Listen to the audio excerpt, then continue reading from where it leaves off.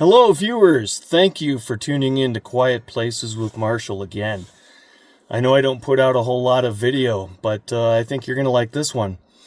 I'm going up to Rollins Pass, which was an old train pass.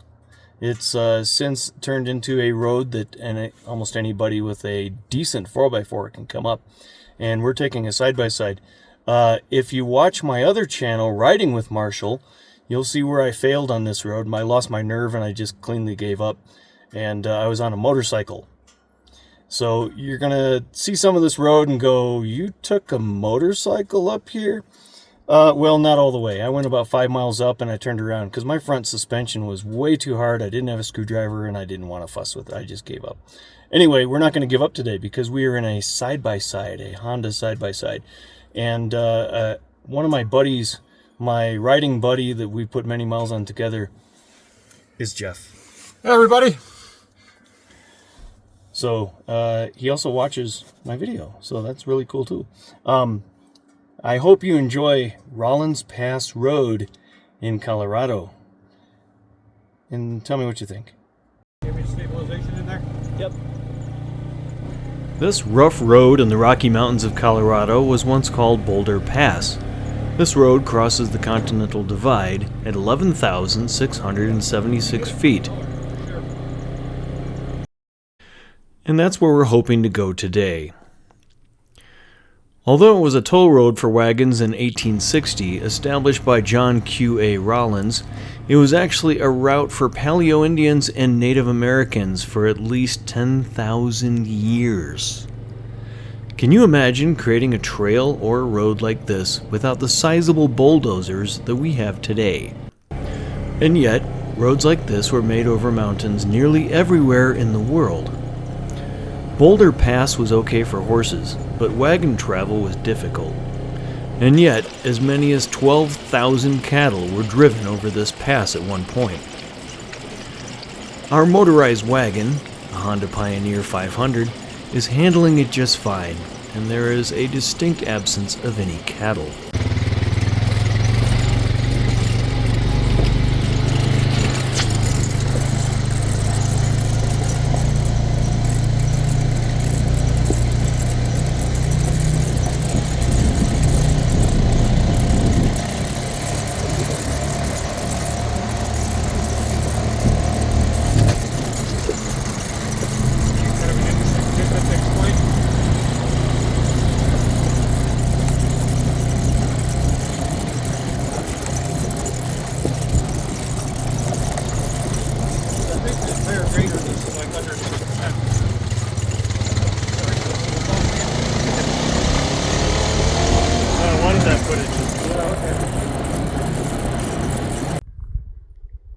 So this is the end of September, and you see up there a little bit of a glacier.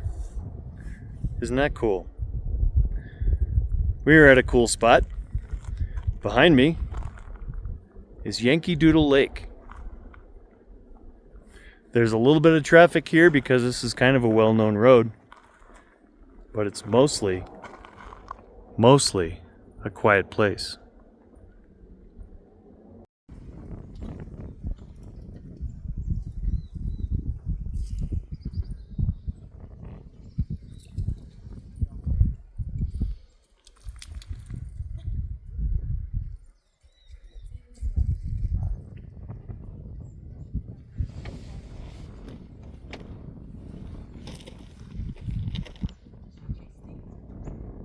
So let's see if we can get you a better view of that glacier using Simone the Sassy Drone.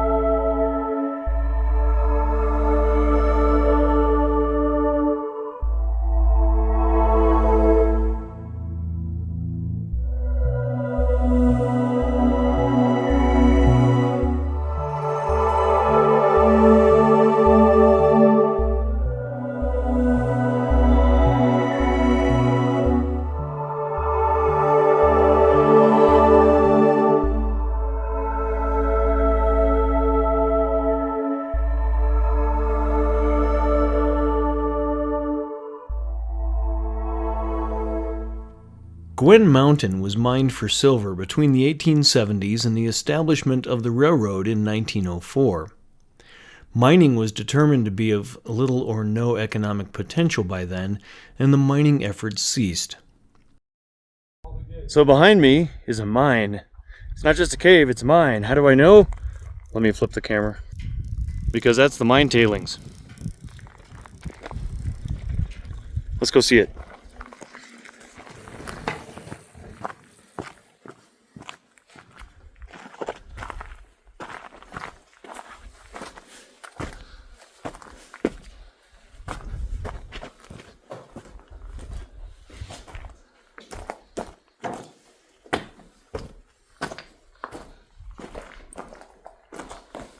Sunglasses off. Definitely follow the gold vein. Look, this is all quartz.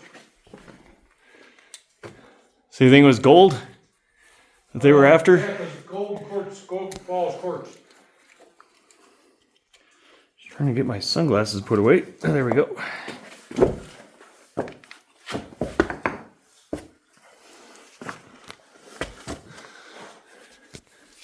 Any bears in here? Not that kind of a cave.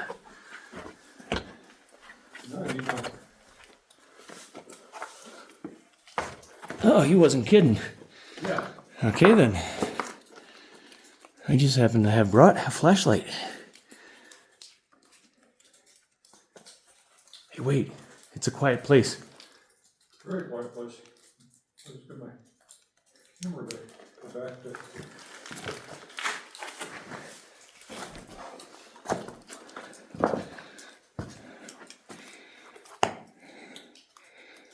Oh my. This flashlight doesn't even cut it. No, that's like a Harbor Freight giver. Flashlight. I should have brought the helmet one.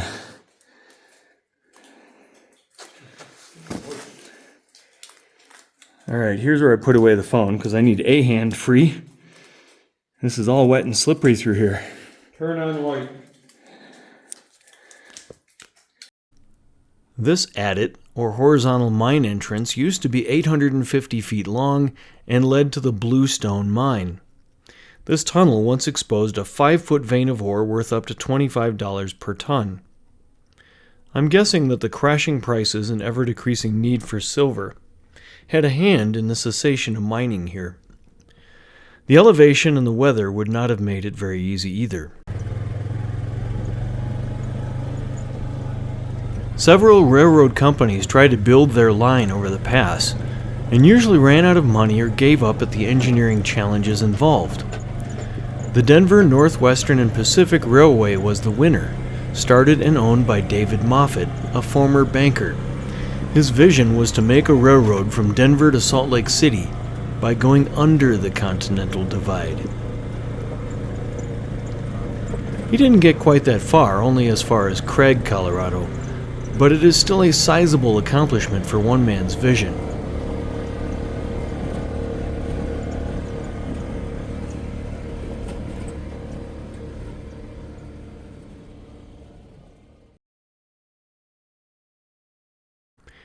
The 23-mile stretch over the pass was meant to be temporary until he could construct a tunnel, so it was made on the cheap, as they say, and in a dangerous way. At the Needle's Eye Tunnel, 60 Swedish workers were killed when a powder keg prematurely exploded. At the summit, long wooden tunnels were meant to keep snow off of the railroad, and the Corona Rail Station was a destination to visit from Denver. It held a dining hall, lodging, and a weather station. Alright, so here we are at the dead end of the trail, and it's windy, and we just learned that they had to winch a motorcycle out of here because he came up from the other side not knowing it was closed. So I don't know why they'd let you in one end and not tell you that the other end is closed. But that's called trail management, boys and girls, and we do it for your safety. So anyway, rant over, and we are marching along to the Rollins Tunnel. So remember, a train used to come through here in the snow both ways.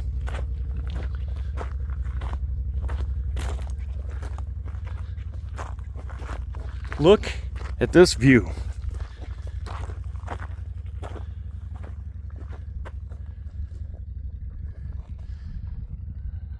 I'm sorry, there's a side-by-side next to us that makes it not so a quiet place, but when they leave it will be. So just pretend that it's a quiet place. But it certainly is a beautiful place. So I want to give you this view first, that's behind me, of the tunnel that the train went through. So this is Rollins Pass Road, what used to be a railroad. I'm going to flip the phone around now, and it's a little bit of a hike, not much, it's very easy, nothing to it. Where are we parked? Somewhere over there. On the other side of that little rock? The other side of that little notch right there is where we're parked. So really not very far. But, so how much of the tunnel are we going to see? So this right here, I think, below us is Jenny Lake. I don't see anybody camping there. Maybe they bugged out. It is Sunday morning. I do see some fire pits.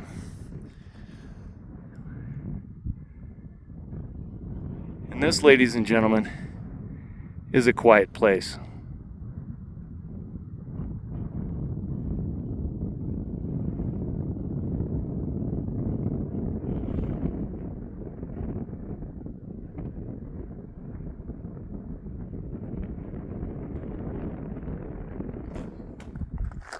All right, let's go see this hole.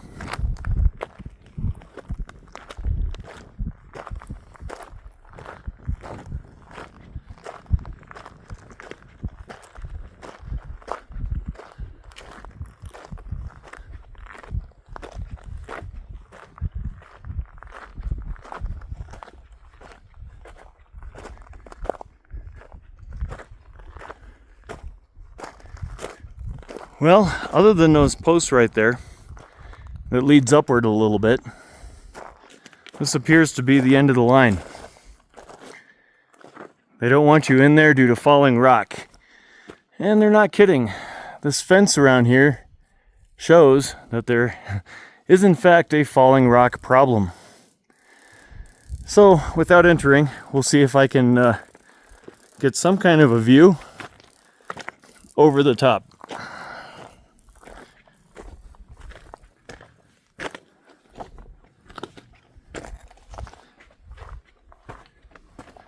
Well, it's not a very deep tunnel.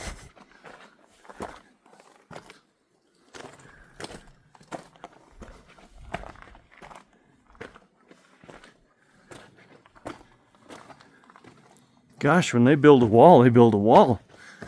This thing might be too tall for me, but it won't be too tall for Simone the Sassy Drone.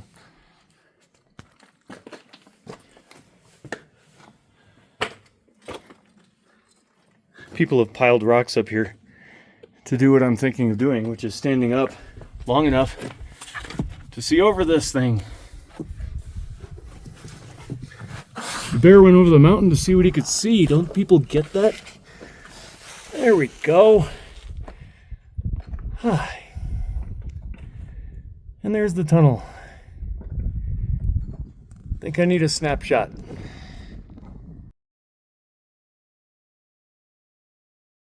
So let's see what Simone can do. You've seen the tunnel from my phone, and we'll give Simone a little bit of flying time before we pack it up for the day.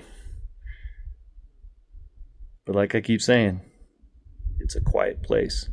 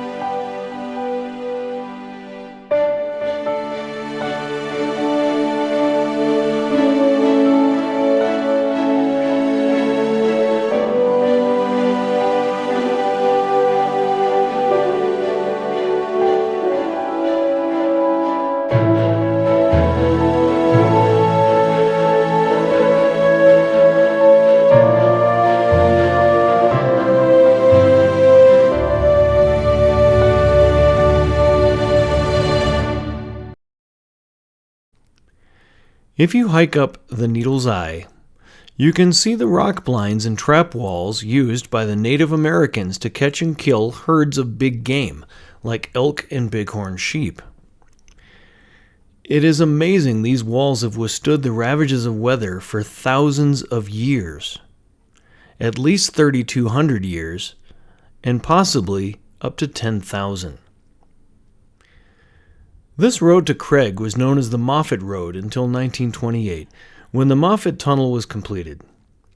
This tunnel, still in use today, saved money, fuel, and time. It was also a whole lot safer. The old railroad was kept operational as an emergency backup until 1929 when it was shut down. The railroad ties and rails were removed in 1936.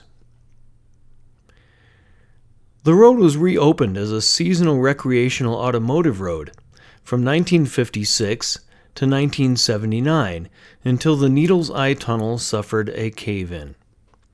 It was surveyed and reopened again in 1989, just to be closed a year later when a sightseer was hurt by a falling rock. Since 1990, you can only travel up in either direction until you get to the Needle Eye Pass. Well, I guess our engineering can't compete anymore with the engineering of the 1800s.